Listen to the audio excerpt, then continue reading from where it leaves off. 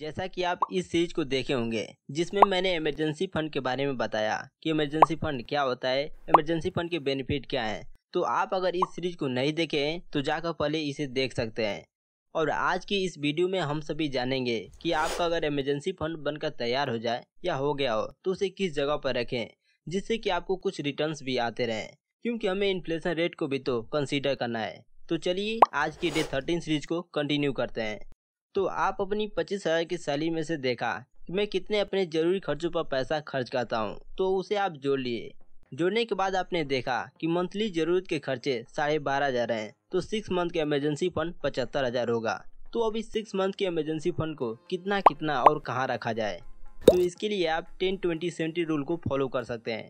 जैसे कि आपकी 6 मंथ का इमरजेंसी फंड 75,000 है, तो इसमें से आप 10% 7,500 को कैश में रख सकते हैं, जिससे आप इमरजेंसी पड़ने पर इंस्टेंट के इंस्टेंट काम में ला सकें। एंड 20% को 15,000 इसे आप बैंक में रख सकते हैं।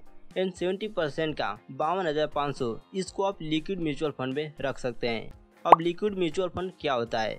लिक्विड म्यूचुअल फंड एक तरह का डेट फंड होते हैं। इसे किसी शेयर्स या स्टॉक्स में नहीं लगाया जाता है, इसे government securities, bonds and debentures में इन्वेस्ट किया जाता है। लिक्विड म्यूचुअल फंड का बेनिफिट ये है कि इसका कोई एग्जिट लोड नहीं लगता। मीन्स जब आपको पैसे निकाले होंगे इसे बेचकर, तो आपको उस टाइम पे कोई भी पेनाल्टी नहीं देना पड़ेगा। अगर आप 7 डेज से पहले ही अपने पैसे को निकालते हैं तो उस केस में आपका बहुत छोटा सा एग्जिट लोड लगता है। लिक्विड म्यूचुअल फंड को जब भी आप बेचते हैं तो 2 से 3 दिनों के अंदर अंदर ही आपके अकाउंट में पैसे आ जाते हैं।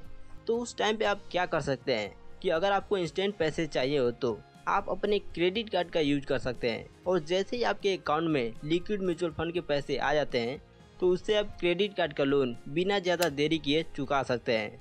इस तरीके से आपका क्रेडिट स्कोर की रेटिंग भी इम्प्रूव होगा और आपका इमरजेंसी फंड का काम भी हो जाएगा।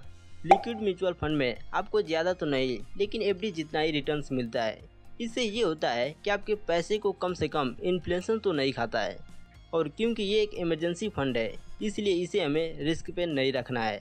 ज़्यादा रिटर्न्स कमाने के लिए आपको इसे ना ही स्टॉक मार्केट या शेयर मार्केट में और ना ही आपको किसी रियल एस्टेट में लगाना है।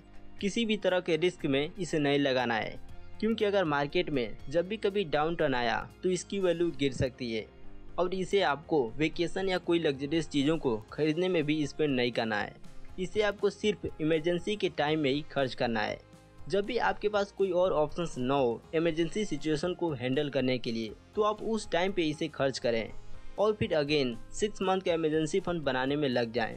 इस तरीके से आपका इमरजेंसी फंड मेंटेन रहेगा और हमेशा इमरजेंसी सिचुएशन से निपटने में हेल्प मिलेगी।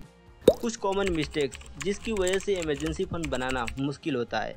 Financial ignorance.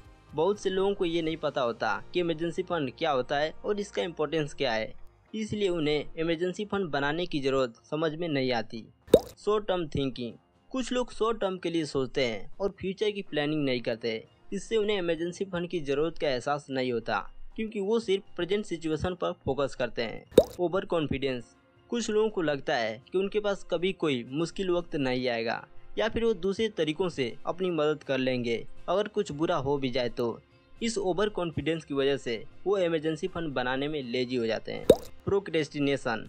कभी कभी लोगों का यही इशू होता है कि वो इमरजेंसी फंड बनाने का प्लान तो बनाते हैं लेकिन उस पर अमल नहीं करते और डिले करते रहते हैं। इससे उनका इमरजेंसी फंड कभी नहीं बन पाता। तो इन सभी की वजह से कुछ लोग इमरजेंसी फंड नहीं बना पाते हैं और फिर मुश्किल वक्त में उन्हें फाइनेंशियल प्रॉब्लम्स का सामना करना पड़ता है। तो फाइनली अगर आपको ये वीडियो पसंद आया हो तो इसे लाइक करें एंड शेयर करें, एंड इस सेल्फ मेड माइंडसेट चैनल को सब्सक्राइब करके नोटिफिकेशन ऑन कर लीजिए, जिससे कि आपसे कोई भी सीरीज मिस ना हो जाए। तो इसी तरह सीखते रहें, अपने स्किल को इम्प्रूव करते रहें एंड उसे इम्प्लीमेंट करते रहें। फिर आपसे मिलते हैं एक नए टॉपिक के साथ।